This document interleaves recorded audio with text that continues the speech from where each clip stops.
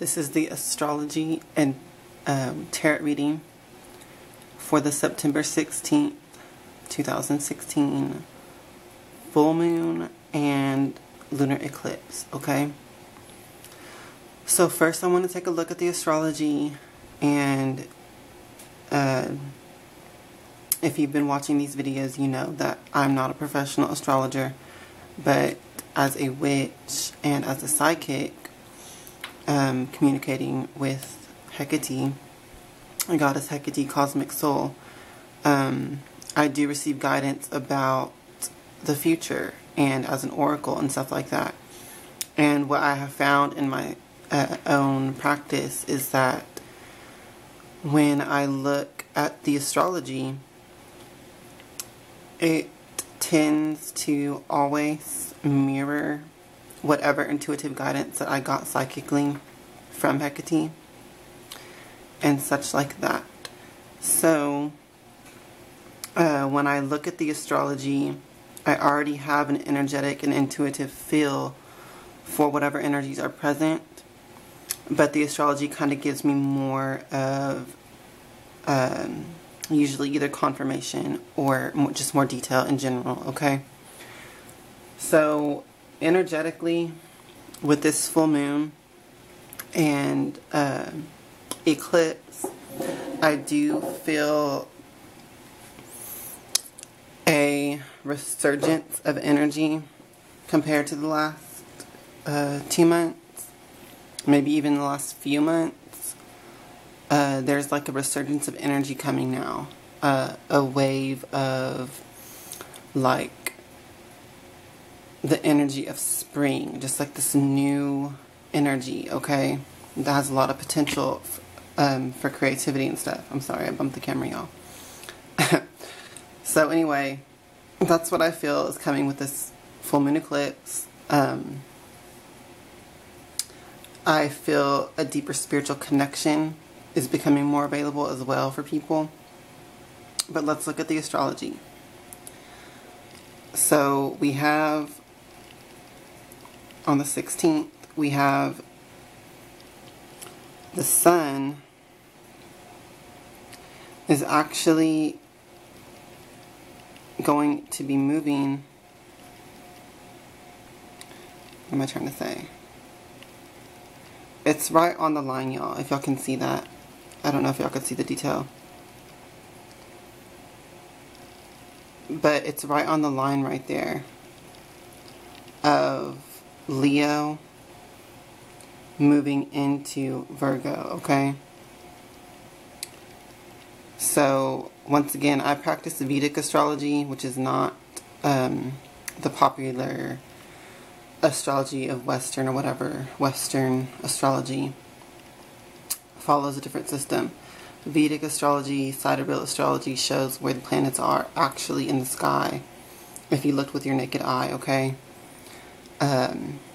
Real time in the present, okay? So also we can see that Mercury, which was already in Virgo, has moved back into Leo. So this shows that communication and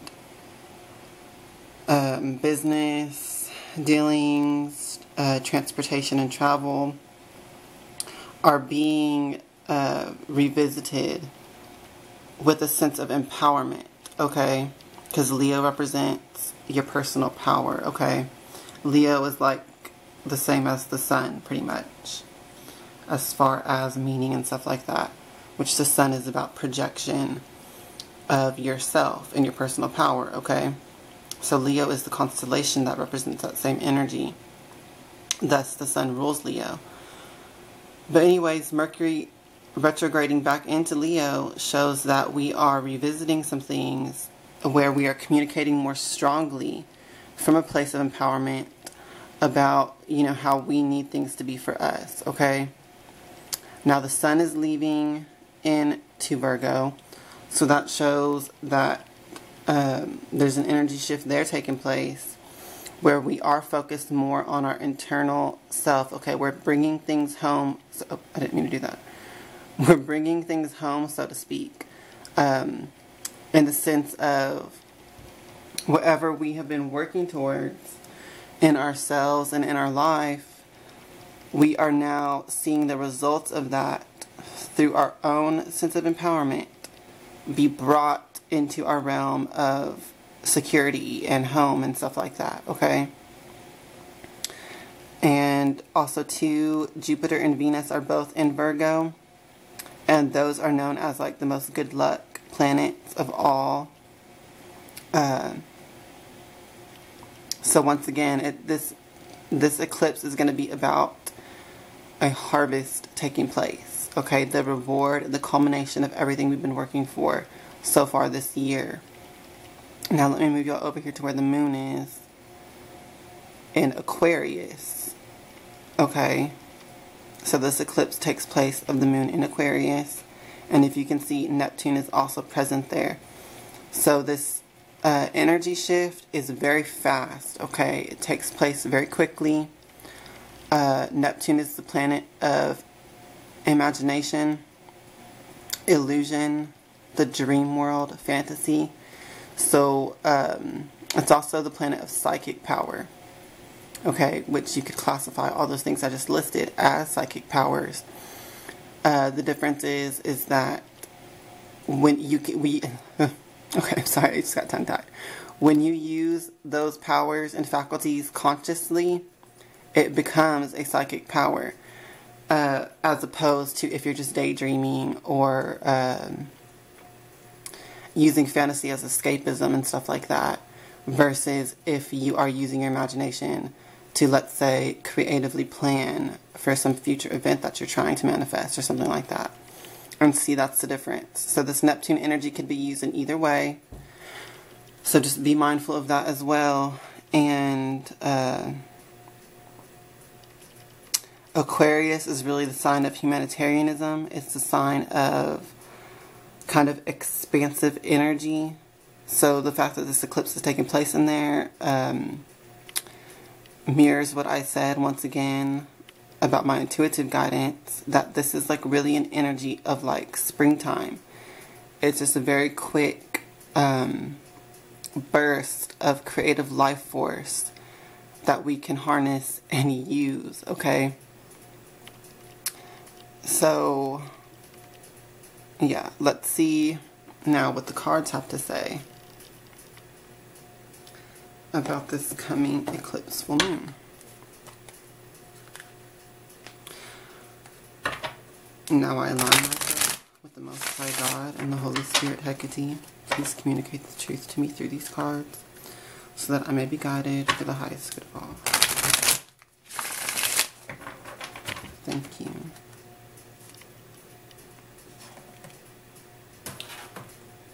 I thank you.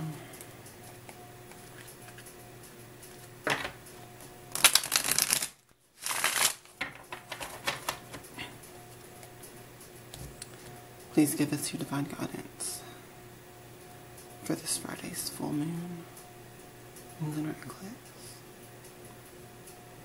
so that we can use it for our highest good. Thank you, it's motivating.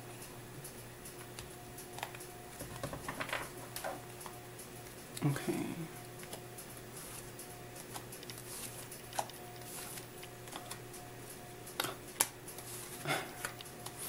So I'm just going to do this a little bit different than before. If you've been watching my other readings. Just because I have the camera set up differently. So, I mean, I guess I can turn it a little bit to kind of show y'all the spread. But I'm going to hold up each card anyways. But yeah. Okay. So the first card that we have to represent us and our energy is the Knight of Cups. And once again, I apologize. I have my camera set on a lower quality than recording in HD, so it might not focus as well as usually. But we have the Knight of Cups, okay? So this represents us going forward. This is the energy that we need to manifest within ourselves so that we can be for our highest good as we go forward, okay? And the Knight of Cups is about a new adventure. It's about seeing life through a romantic, poetic lens, a lens of kind of hope and faith. And also just fun and passion and going forward with a light heart, okay? You can see these people are disappointed or whatever with their daily struggles, but if they just look behind them, there is this amazing energy being offered to them that they can take advantage of if they'll focus on it, okay? So I'm getting the sense that with all the transformation that's been taking place and all of that, we need to stay focused on the good that's coming into our life at this time. And for some, this is like romantic love relationships. For some, it's just loving partnerships and relationships that are more like friendship or business, stuff like that. And for others, it's just spiritual energy with yourself or with, you know, with God or whatever. Okay, so the next card that's in the present is the Five of Coins. This card, I think, is coming as a warning because psychic power is so strong during this eclipse. You want to be sure that you're not focusing on anything negative, okay? Don't focus on anything in your life that's lacking, anything that's a cause for worry or concern. Don't focus your energy there in a negative way. If you have something that comes into your mind that's a worry or concern to you, focus on the solution to it, okay? Put your mental energy into that, not into worrying about it or anything negative, okay? Because that will just amplify it during this time period, and we do not want that. But there is great potential for overcoming these things if we focus on the solution instead. Information and ideas will come to you. Crossing us is the Queen of Swords. So, in the past, we've been having to focus on being very independent because of the way things were. But now, the Queen of Swords, which represents independence and all of that, is coming up as the crossing card. So we need to be aware of relationships at this that are highlighted at this time, at this eclipse full moon. There are important relationships that are blossoming in your life right now, and those are the ones that you need to take hold of and focus on, rather than act so independent, okay? So don't let yourself block those experiences. Beneath us is the Moon card. So this is talking about how we're coming out of a time when things were very chaotic and uncertain. We were facing the unknown, which may have brought about fear, worry, doubt, things like that. But this card is about having faith through the darkness, through the unknown. I'm sorry if y'all can hear my cat in the background. She's in heat. But anyway, this is about basically traversing the darkness with faith and hope and utilizing your intuition, okay? There's times in our life when we are challenged by darkness and the unknown. Those are periods of time when we can actually let our intuitive faculties grow stronger by really kind of being forced to utilize them, okay? So we're coming out of that energy, so that means that things are actually going to become more clear to us after this eclipse full moon, or maybe on the very night of it. Behind us is the Nine of Wands. So this, once again, this period of trial, tribulation, and hard work is coming to an end, and we will be reaching a more easier time in life, okay? And once again, too, this experience has led us to be more empowered and disciplined with our own self-mastery, okay? Crowning us, we have the Queen of Wands. So it would be best to seek out spiritual practice, especially when it comes to your own inner connection with the divine. and how that fuels your creativity, your passions, maybe your work, your relationships, all of that. Focus in on that, because it's really going to be in abundance during this time of the full moon eclipse. So if we focus in on that, we're going to see, once again, like a wave of inspiration will come into us that will give us a whole bunch of positive energy to move forward with, okay? In the future position, we have the Five of Wands, and this card kind of goes hand in hand with the warning of not acting too independently. The Five of Wands is about conflict with other people, but that can be avoided if we bring an energy of cooperation and truth and making deals and stuff like that, through clear communication and just the willingness to be cooperative, okay? So just be aware of that too. As we go forward, think from a mindset of, okay, yeah, I have these issues with people, but maybe I can use my own clear communication and my willingness to compromise to fix a situation, okay? That doesn't always work, because there's always going to be other people who just are not going to be cooperative no matter what. But you owe it to yourself to try, okay? In the persona position, we have the Ten of Wands. So this is showing that, once again, kind of reminding us of this energy from the past. There are still things that we need to focus on. There's hard work to be done, but it is okay to have the help of other people. So maybe that's why we need to be more cooperative and compromising, because we might need other people when push comes to shove to really be on our side and help us through some challenges, okay? Now, of course, use your own discernment with this, because you're going to know for yourself, you know, what's really best for you. But you at least owe it to yourself to be more considerate of what these relationships and people really mean to you in your life, okay? In the outer influences, we have the Three of Wands, and this card shows that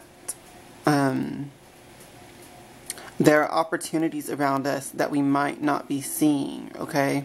So once again, with this card, be very, very analytical of these relationships and people that are in your life, because sometimes opportunities are tied to them that has nothing to do with your relationship with that person, but there are opportunities tied to them that can still benefit you in your life.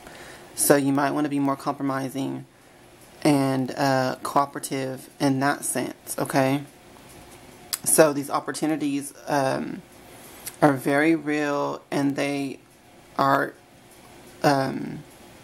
chances for you to really gain success and abundance and reward, and maybe even in the sense of mutual friends and stuff like that. You may meet a soulmate through this person that you're not so close with, but you end up meeting someone else through them and stuff like that.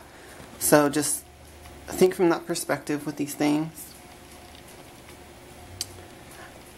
The guidance card for this reading is the High Priestess. So once again, with the moon, it's about intuition, seeking that internal guidance, and spiritual guidance to really show you the way forward now. And the outcome is the Seven of Coins. So we need patience with the progress of things. Don't get frustrated or upset if things are not manifesting as fast as you want. Once again, with this warning card of the Five of Coins, don't focus on the problems. Focus on the creative and creative solutions that are coming to you now. And that'll really show you the way forward, okay? Okay, I'm sorry. I have I'm gonna have to splice these videos together, but I ran out of the time limit, so I kind of rushed these last two cards. But the energy is very kind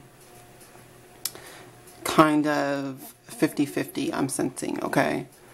Because of the fact that we had the moon in Aquarius alongside with Neptune, the energy is very much, it can go either way, is what I'm trying to say. Psychic power, spiritual power, magical power will be extremely heightened during this time period. So, it's best to use this consciously to create what you do want going forward in your life. Whatever that is for you. And just be extremely aware that any negative thoughts or worries or concerns that you're having during this time, if you let that be all that you focus on during this eclipse, full moon, then you're going to end up manifesting even more of that, okay? Even more of the negative. So just be extra in control of your thoughts and stuff like that. And yeah, I mean, that's one of the main purposes of magic anyways, is to control your own thoughts and what you end up manifesting in your life. So just be extra aware of that for this full moon. Maybe do some rituals of like creating what you want, setting intentions for what you want to manifest. I think this is the harvest moon, this full moon as well.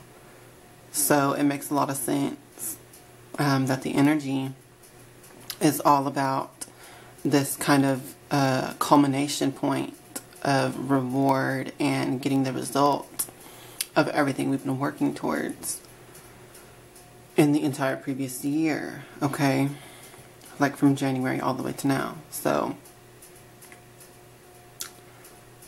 just once again, just be aware that kind of the hardest time is over with these two cards from the past, the moon and the Nine of Wands, representing the past energies. The hardest part of this year is now over, okay? We're coming out of it.